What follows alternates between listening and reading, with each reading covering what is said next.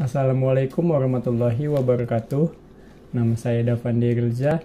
Di video kali ini saya akan membahas tentang kebudayaan Sumatera Utara beserta pahlawan yang berjasa di Sumatera Utara. Berikut adalah foto serta gambar kota Medan. Terdapat di gambar tersebut menara air Medan yang bernama Tirta Nadi ini dahulu menjadi bangunan untuk menandakan kota Medan. Inilah ikon dari kota Medan yang sebenarnya. Tidak hanya sebagai landmark, akan tetapi juga menara air ini sangat berguna untuk mengalirkan air bersih ke seluruh pelosok kota Medan. Seiring dengan perkembangan zaman dan pertumbuhan kota Medan yang membutuhkan pelosokan air yang semakin banyak, jadi ikon ini hanya digunakan sebagai bangunan yang tidak berfungsi kembali. Provinsi ini terutama merupakan kampung halaman suku Batak yang hidup di pegunungan dan suku Melayu yang hidup di pesisir timur. Selain itu, juga ada suku bangsa Nias di pesisir barat Sumatera, Mandailing, Jawa, dan Tionghoa. Membahas tentang kebudayaan Sumatera Utara, kalian pasti terlintas bahwasannya di Sumatera Utara terkenal dengan suku Batak.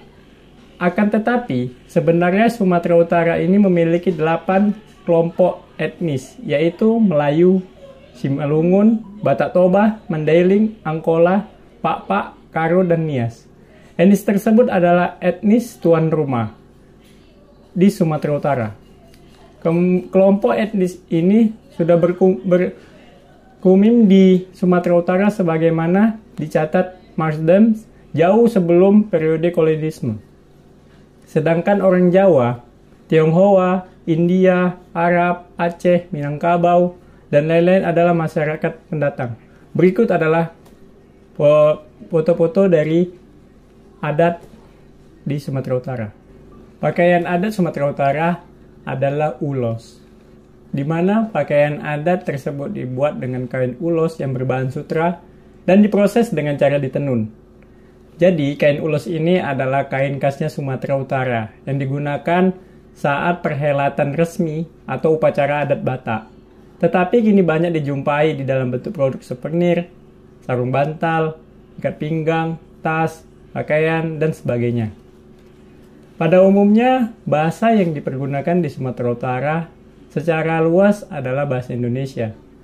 Suku Melayu di Delhi mayoritas menuturkan bahasa Indonesia karena kedekatannya dengan bahasa Melayu yang menjadi bahasa ibu masyarakat Delhi. Sumatera Utara memiliki beberapa rumah adat. Seperti rumah adat tersebut, rumah adat Karo. Rumah adat Karo ini juga sebagai rumah adat Siwalu, Jabu.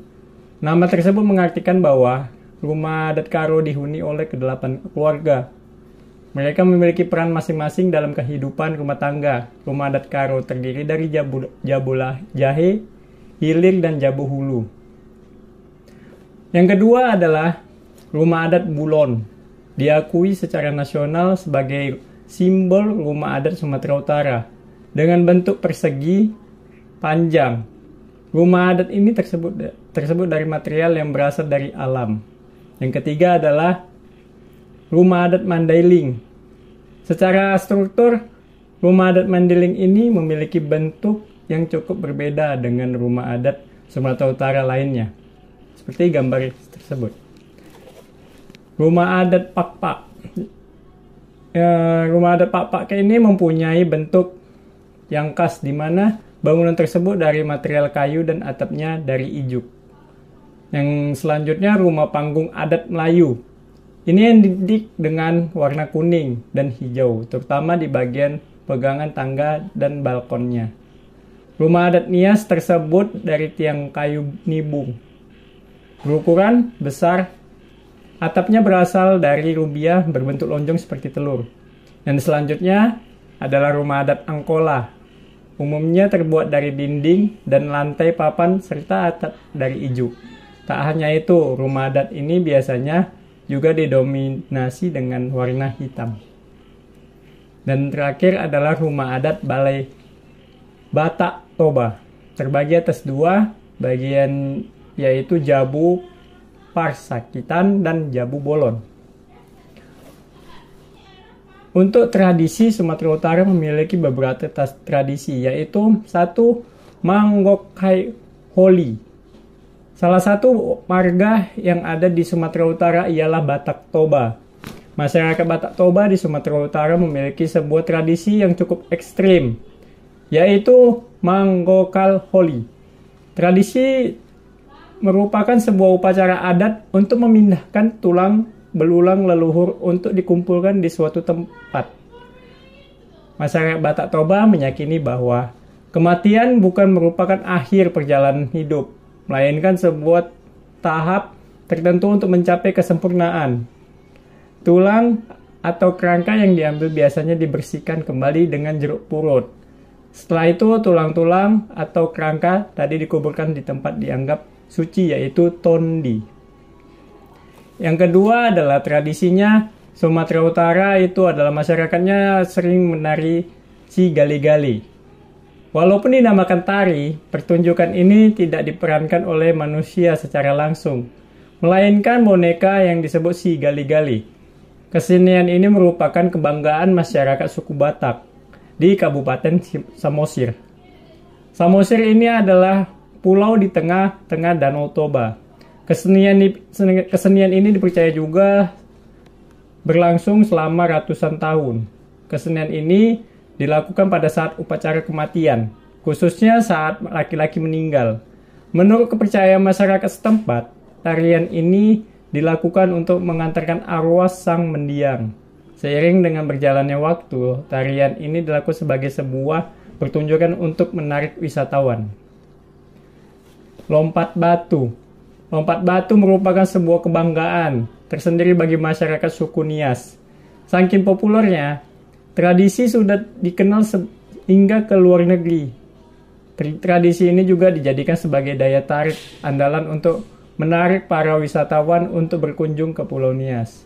Pada awalnya, tradisi ini merupakan sebuah ritual bagi para pria. Di sana akan terjadi seorang prajurit. Pria di sana hanya boleh ikut berperang setelah berhasil melompati susunan batu yang kurang lebih mencapai 2 hingga 2,2 meter. Yang keempat, upacara Sipaha 5. Upacara Sipaha 5 merupakan sebuah tradisi yang dilakukan suku Batak yang mengandung kepercayaan malim. Upacara adat ini dilakukan sebagai bentuk syukur atas apa yang didapatkan selama 1 tahun terakhir. Selain itu, upacara ini juga mempunyai tujuan untuk menghormati para leluhur mereka. Upacara ini memerlukan waktu yang cukup lama sebagai persiapan. Pada bulan ketiga kalender Batak, masyarakat setempat akan mulai mengumpulkan hasil panen mereka untuk dijadikan persembahan yang dilaksanakan pada bulan keempat. Upacara ini identik dengan sebuah iringan musik ogung, sebangunan, dan atau alat musik tradisional Batak Toba. Yang kelima, dan yang terakhir adalah kenduri laut. Tradisi ini merupakan tradisi yang dimiliki oleh masyarakat Tapanuli Tengah. Tradisi ini merupakan bentuk rasa syukur atas hasil laut yang didapatkan masyarakat setempat. Tradisi ini sering dilakukan pada bulan Oktober di sebuah pantai yang ada di kabupaten tersebut. Dalam pelaksanaan tradisi, terdapat 2 agenda utama, yaitu ritual dan perayaan. Selain terdapat ritual yang sangat sakral, ada juga acara lainnya untuk menarik para wisatawan seperti perlombaan atau hiburan. Untuk proses ritual, setiap perwakilan kecamatan di sana harus membawa persembahan berupa hasil buminya. Setelah membahas tentang kebudayaan Sumatera Utara, selanjutnya saya akan membahas salah satu pahlawan yang berjasa di Sumatera Utara yang mempertahankan daerah dari kolonial Belanda pada saat itu. Dia adalah Sisingamangaraja ke-12. Sisingamangaraja ke-12 ini dengan nama asli dan nama kecilnya adalah Patuan Bosar Ompu Bolu Batu Sinambela. Lahir pada 18 Februari 1845 sampai dengan 17 Juni 1907. Dia adalah seorang raja di negeri Toba, Sumatera Utara, pejuang yang berperang melawan Belanda. Pada tanggal 1 Mei 1878,